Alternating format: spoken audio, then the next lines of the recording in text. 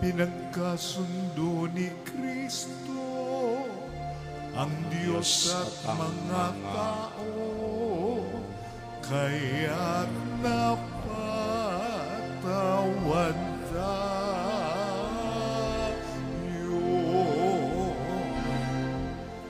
Alleluia, alleluia.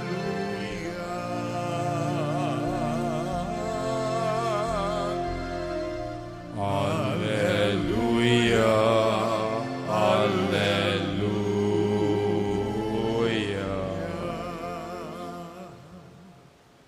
Sumainyo ang Panginoon. At sumayo rin. Ang mabuting balita ng Panginoon ayon kay San Mateo. Papuri sa iyo, Panginoon. Noong panahong iyon, sinabi ni Jesus sa kanyang mga alagad, kung magkasala sa iyo ang kapatid mo, puntahan mo siya at kausapin mo ang sarilinan. Kapag nakinig siya sa iyo at pag sasama ninyo'y magkapatid, ay mapapanauli mo sa dati at paanong balik mo siya sa Ama. Ngunit kung hindi siya makinig sa iyo, magsama ka pa ng isa o dalawang tao upang ang lahat na pinag-usapan ninyo ay mapatunayan ng 2 o 3 saksi. Kung hindi siya makinig sa kanila, sabihin mo ito sa pagtitipon ng simbahan.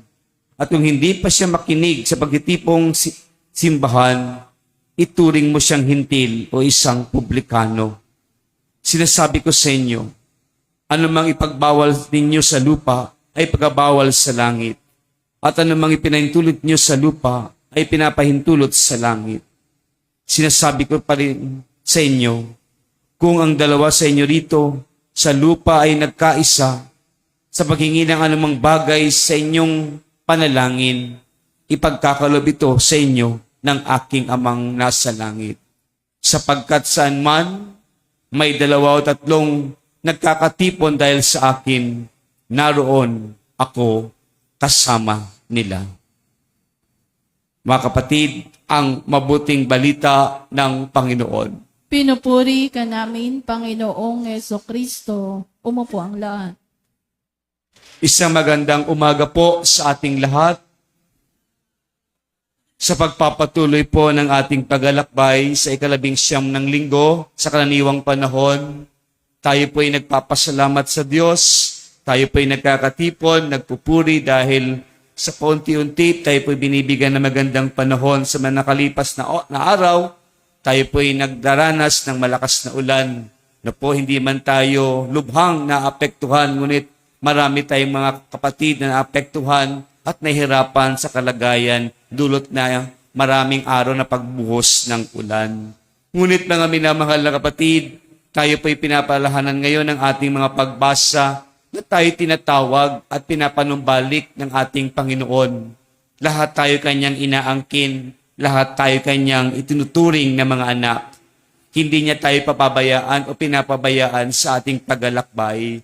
Kaya ngayon sa ating ebanghelyo, narinig po natin na ang tao ay minsan mayroong hindi pagkakaunawaan. Nandoon yung sinasabi nating pag-aaway. Sabi nga natin, tao lang, nagkakamali. Ngunit hindi ito ang dahilan upang tayo magkawatak-watak. Hindi tayo nilikha ng Diyos para mag-away-away lamang. Hindi tayo nandirito bilang isang pamilya para mag-inggitan, tayo magtampuhan. Kundi tayo ay tinitipon ng Diyos, tumitira sa isang bubong, tayo tinitipon sa isang parokya upang tayo ay magsama-sama, kapiling ang ating Panginoon. Tandaan po natin, tayong lahat ay tinitipon ng ating Panginoon. Tayo ay pinananahanan ng ating Panginoon. Ibig sabihin, hindi ibig sabihin na po ang pananahan ng Diyos ay maraming ganito, maraming ganyan, no? Maraming gusto sa buhay at ito'y natatamo at nandoon gumagalaw ang Diyos. Minsan, ganun po ang ating pag-unawa sa ating pananampalataya. Ang Diyos ay sumasa atin pag maraming biyaya. Di po ba kung minsan, sasabihin natin, ay, mapalad tayo. O tayo ay blessed dahil mayroon tayong ganito. Ngunit tandaan po natin, mga minamahal na kapatid, lahat tayo ay tinitipon at nais ng Diyos manahan siya sa atin lahat. Kaya nga po, sabi ko po kanina, sa tao, hindi maiwasan ang hindi pagkakaunawaan. Nandoon yung away dahil tayo ay binigyan ng kanya-kanyang talino, kanya-kanyang pag-uugali, pero ito'y naway dapat nakaugnay, nakabatay sa kalooban ng Panginoon para tayo nagsasama ng maayos at matiwasay. Ngunit binigyan tayo ng Panginoon ng halimbawa o paalala sa atin.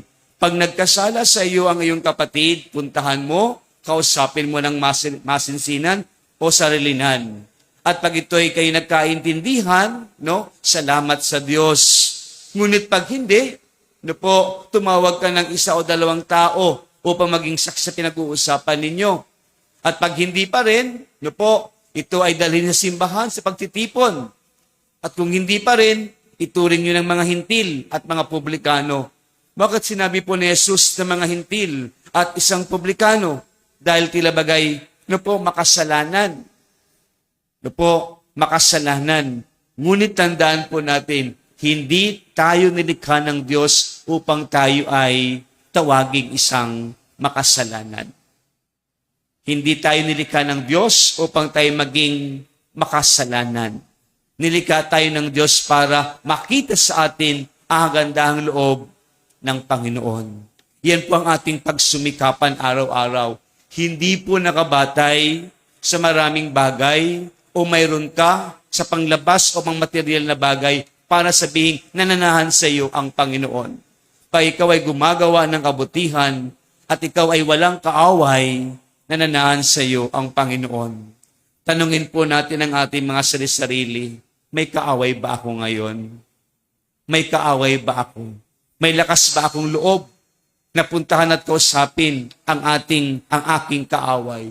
At kung mayroon kang ganong intensyon at kaisipan, ikaw ay pinananahanan ng Panginoon dahil nais kang panumbalikin, buhin, at walang ikaw na inaalitan o alitan o kaaway sa buhay. At ganoon ang sinasabi ng ating Panginoon ngayon para sa atin. Pagsumikapan po natin ito sa ating buhay. Hindi madali kung minsan. Hindi mahirap ito na gawin kung minsan. Hindi, sabi nga, maiwasan. Ngunit kung ating kaisipan, ito ay ukol sa Panginoon. Kaya nga sabi ng pati Panginoon, kung kayo nagkakatipon, 2 o 3 sa ngalan ko, nandoon ako sa inyo.